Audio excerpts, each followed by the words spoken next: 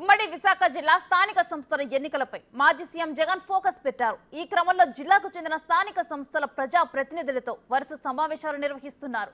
Araku, Paderu assembly నియోజకవర్గాల YCP ప్రజా ప్రతినిధులతో జగన్ భేటీ అయ్యారు. ఉమ్మడి విశాఖ జిల్లాలో వైసీపీ తిరుగులేని మెజార్టీలు ఉన్నాయని, టీడీపీకి తగిన సంఖ్యాబలం లేదన్నారు. నిజానికి నైతిక విలువలు ఉన్న ఏ పార్టీ కూడా పోటీ పెట్టకూడదని ఈ సందర్భంగా జగన్ అన్నారు. జగన్ ముఖ్యమంత్రిగా ఉండి ఉంటే, టీడీపీకి తగిన సంఖ్యాబలం ఉండి ఉంటే అసలు పోటీ పెట్టేవారం కాదన్నారు.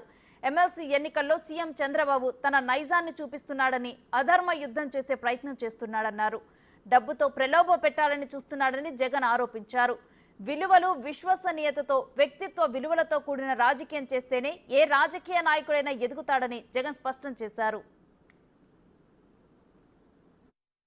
దాదాపుగా 85 చోట్ల పాడేరు నియోజకవర్గంలో ఎన్నిక జరిగితే మన పార్టీ తరపు నుంచి 57 స్థానాలు మనం గెలిచాం.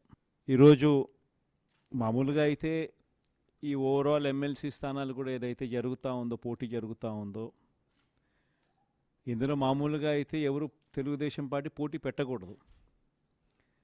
నైతిక విలువలు ఉన్న ఏ పార్టీ అయినా పోటీ పెట్టకూడదు. ఎందుకంటే 600 చిల్లర స్థానాలు మనం గెలిచినాం. వాళ్ళు గెలిచింది కేవలం 200 చిల్లర స్థానాలు వాళ్ళు గెలిచినారు. మనకు వాళ్ళకు మధ్య తేడా దాదాపుగా 387 స్థానాలు వాళ్ళకు మనకు తేడా ఉంది. గెలిచిన వాళ్ళంతా కూడా మన పార్టీ గుర్తు మీద, మన పార్టీ జెండా మీద గెలిచిన వాళ్ళు. వాళ్ళ సైడ్ అయినా అంతే, మన సైడ్ అయినా అంతే. మరి అటువంటప్పుడు మెజారిటీ లేనప్పుడు ఎవరైనా కూడా పోటీనే పెట్టకూడదు. మామూలుగా మీ జగనే ముఖ్యమంత్రి స్థానంలో ఉండి ఇటువంటి పరిస్థితి కన్నా ఉంటే, వాళ్ళకే కన్నా మెజారిటీ కన్నా ఉండి ఉంటే అసలు మనం పోటీ పెట్టుండే వాళ్ళమే కాదు. చంద్రబాబు నాయుడు నైజం మాత్రం చూపిస్తానే ఉన్నాడు.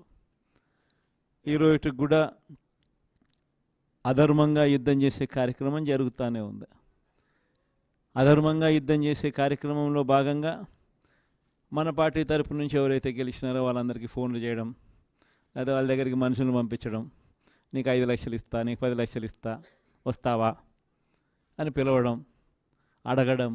ఎంత మటుకు అంటే రాజకీయాలలో విలువలు అనేటివి పూర్తిగా అట్టడుగు స్థానంలోకి తీసుకొని పోయే కార్యక్రమం జరుగుతూ ఉంది.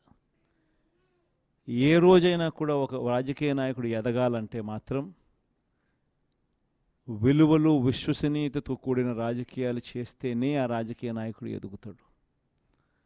ఏ రోజైతే మనం మన క్యారెక్టర్ని అమ్ముకుంటామో, ఏ రోజైతే మనం విలువలను, విశ్వసనీయతను రెండింటినీ కూడా పక్కన పెట్టి రాజకీయాలు చేయాలని ఎప్పుడైతే మనం ఆలోచన చేస్తామో, అప్పుడు ప్రజలకు సమాధానం చెప్పడం కథ దేవుడు ఎరుగు, ఇంట్లో కూడా మనకు గౌరవం ఉండదు.